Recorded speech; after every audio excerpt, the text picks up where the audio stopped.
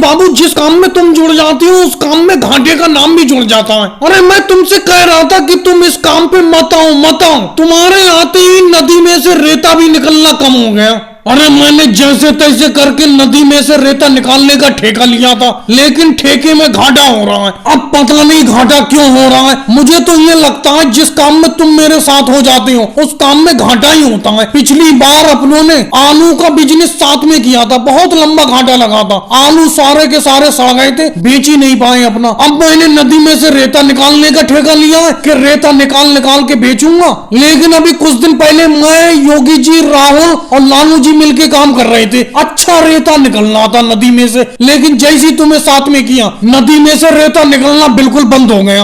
ये थोड़ा सा नदी में से रेता निकलना है, उसी रेते को सर से ढो के बाहर को निकालना है। लेकिन अभी कुछ दिन पहले इतना रेता निकलना था कि मुझे योगी जी का बुलडोजर जीसीबी बुलाना पड़ गया था। उसी से रेता निकलवाया था मैंने और ट्रैक्टर ट्राली से ढुलवाया था।